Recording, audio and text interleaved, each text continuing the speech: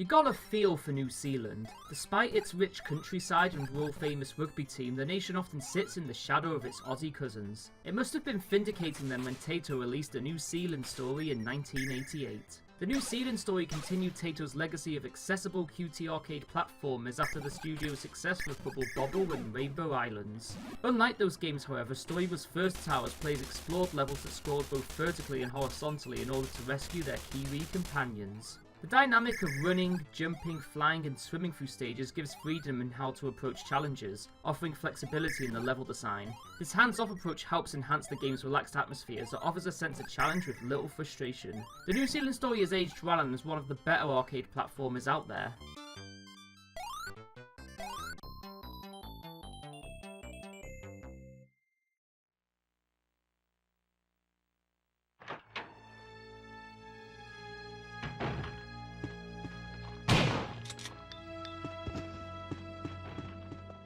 Survival horror is among the more transformative genres thanks to rapid development and change over the last 20 years. Many of these changes can be credited to a single series, Resident Evil. Resident Evil's continued popularity comes from its structure as the zombie-infested mansion sets standards for survival horror world design. Dimly lit environments set the tone with claustrophobic corridors giving little room for mobility when cornered by zombies. Restricted views heighten the tension as the player can hear the dangers that lurk in their vicinity. These design choices are pillars of survival horror and Resident Evil utilised them excellently. Even after the genre had moved on from fixed cameras, these conventions remained. Resident Evil's open-ended design would seemingly die out following Resident Evil 4, but it has since seen a revival in popularity. While surpassed by its remake in every area, it is still worth playing through today for its excellent level design.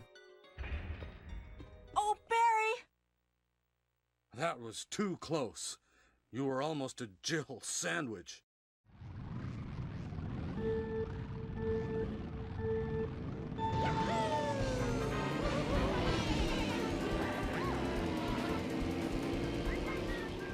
Nintendo are often accused of innovating for innovation's sake, with many Nintendo games containing gimmicks to distinguish them from previous efforts. After Mario Kart 64 brought the series into the third dimension, Nintendo decided to take a different route as the market became oversaturated with kart racers. Appearing as a gimmick at first glance, Mario Kart Double Dash would be one of the more inventive races on Nintendo's purple box.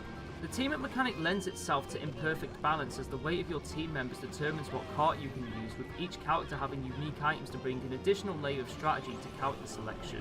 The strong specials of lightweights give great utility to the more restricted heavy characters. The loss of hopping was an unfortunate byproduct of the double kart, but overall Double Dash controls as solidly as any other game in the series. There was no other Mario Kart like it.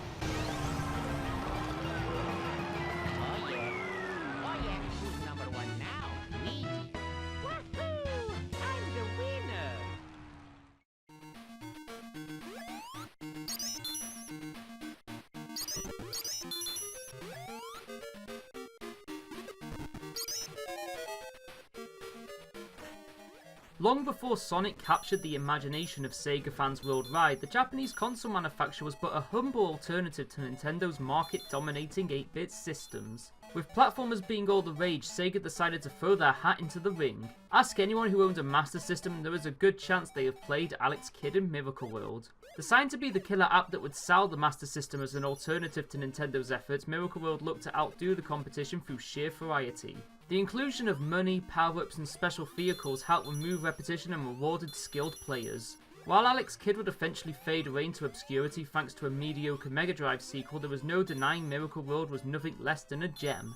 I'd say get this, but it's probably already built into your Master System.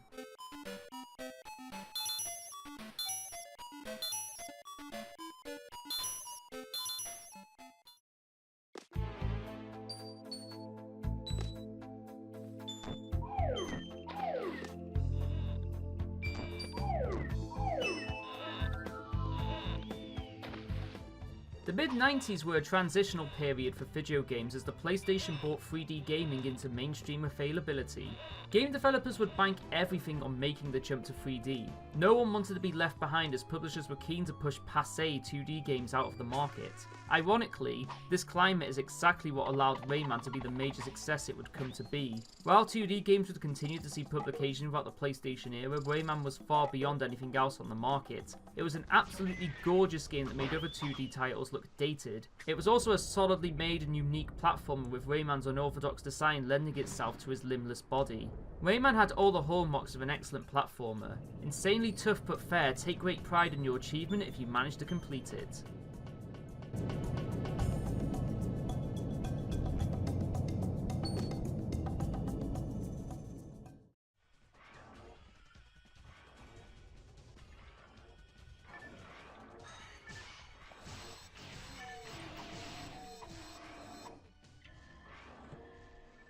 The Dreamcast may have been a commercial failure, but in retrospect it is easy to appreciate just how brave, innovative and forward-thinking the system was, with its online play paving the way for future systems such as Xbox Live.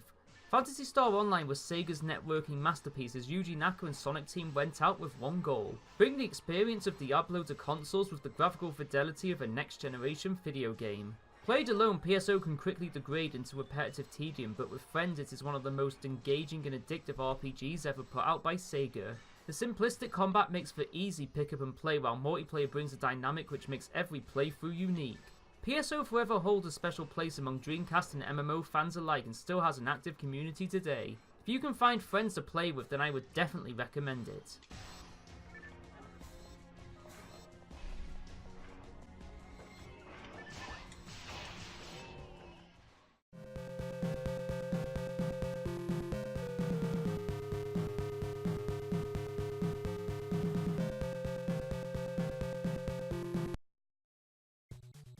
As appealing as Absolute Power can be, there is much to be said for the enjoyment gained from our limitations. Games are systems of rules that dictate what the player can and cannot do. Without constraints, games risk degenerating into effortless tedium. This is why Batman continues to be one of the biggest success stories in game adaptation. He may be a martial artist with an arsenal of gadgets, but he's still only human. These limitations lend themselves to game design, as Batman's abilities gave Sunsoft the tools needed to make a challenging game which used Batman's own unique traits to spruce up the gameplay. The end result was a refined entry into the NES library that would expand on the ideas implemented in Ninja Gaiden. It would be notorious for its difficulty, but make no mistake, this is one worth playing.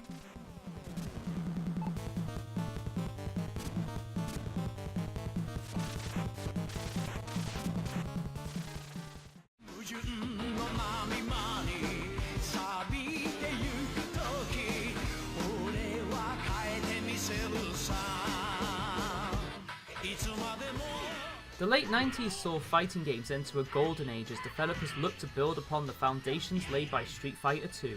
Capcom themselves were keen to experiment, as rapidly improving technology allowed for faster gameplay and the addition of the third dimension. Rival Schools was one such game from that period, as its team-focused gameplay stood out among the 3D fighters. Rival Schools utilised an anime aesthetic to differentiate itself from the more grounded aesthetic seen in Virtua Fighter and Tekken. The artistic choice would work in Rival Schools' favour, as strong textures allowed characters to visually communicate personality with ease. With a strong influence from Street Fighter, many of the characters would be archetypal reimaginings of Street Fighter's own. Sakura would even appear as a guest character. Rival Schools was far and away the best of Capcom's early 3D efforts and still plays spectacularly today.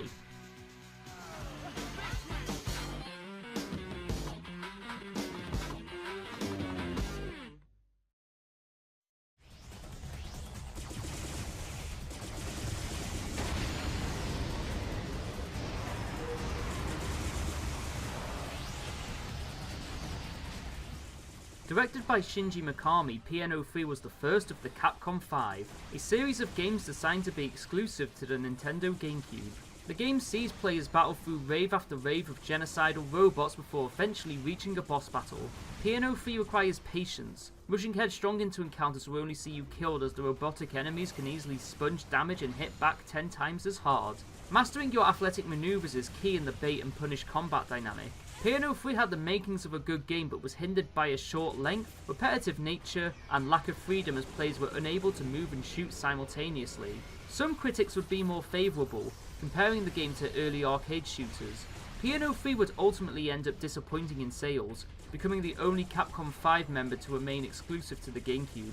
It's a real underrated gem that deserves a second chance.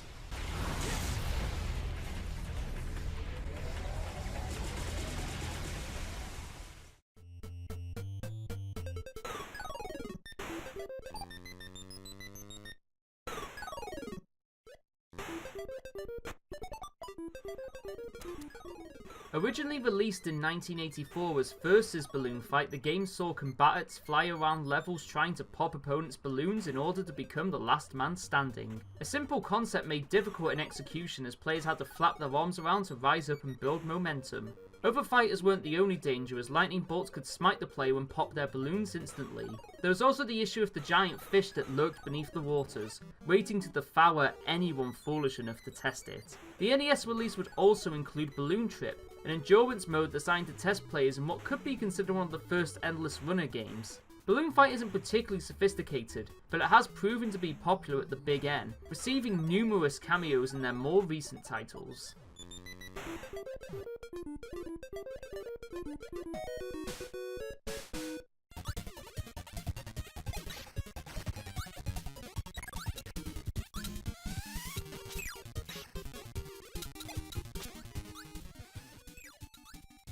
While Kirby's Dream Land would be a pleasant surprise when it released on the Game Boy, Kirby's Adventure would be the game to flesh out the potential the series had with the introduction of the Copy ability. With Copy, Kirby could gain new powers by eating enemies. Compared to the suck and spit action of the Game Boy original, this was a revelation which opened up great freedom for the design variety, as each power could be beneficial for bypassing obstacles or finding secrets that would be otherwise impossible to access.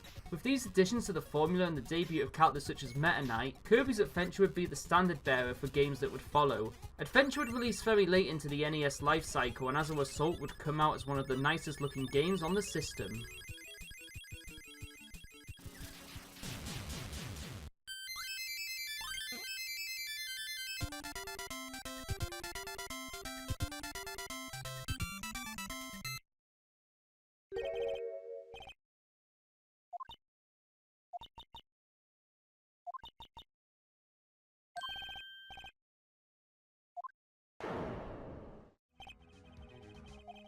Games have long aspired to replicate the qualities of film, evolving to utilise cinematic techniques as the preferred form of storytelling. Games want the same acceptance as film, but if anything, gaming's closest relative is actually print. Books, like games, are active media requiring interaction to be consumed. They cannot read themselves. This relationship is why the visual novel remains popular. Players hold active roles in the stories, giving narratives greater stakes and purpose. Ace Attorney plays with these strengths as it gamifies the murder mystery into a series of interactive investigations and courtroom dramas, each full of twists and turns that constantly surprise the player. Narrative creativity is where Ace Attorney shines, as its characters and set pieces create memorable moments which stay with the player long after completion. Think of Ace Attorney as a book and the appeal becomes more apparent. If it clicks with you, then don't object to playing the trilogy.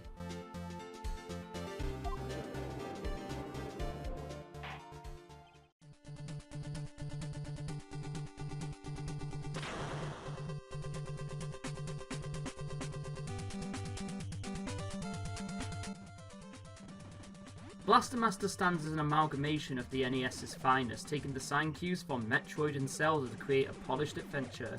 The main brunt of the gameplay takes place in the player's tank as they traverse an openly explorable alien world. Players can leave the safety of their tank and search on foot, exploring areas the tank cannot. Dungeons give Blaster Master its Zelda flavourings, as the top-down view would radically differentiate it from the rest of the game. Taken in its entirety, Blaster Master was impressive from a technical and design standpoint. It was in many respects ahead of its time in how it hybridized multiple playstyles. It lacked a save feature and forced players to restart following a game over, but modern innovations such as save states have alleviated such issues.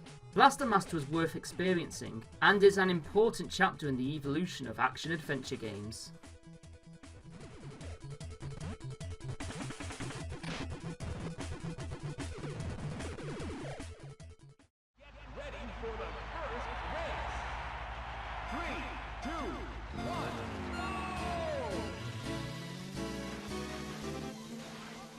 The technological showcase has long been a staple for convincing consumers to move over to new systems as early adopters.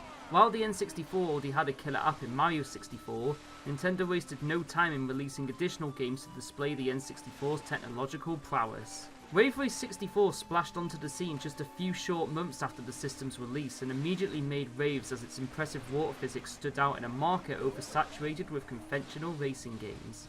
The game paid great attention to detail as its mock realism provided a sense of authenticity to the many players who had never ridden a jet ski in their lives. The game was accessible too, and could easily be played one-handed, If you love pure conceptual game design, then Rave Race 64 is essential. Nothing has come close to adapting the sport with this level of quality since.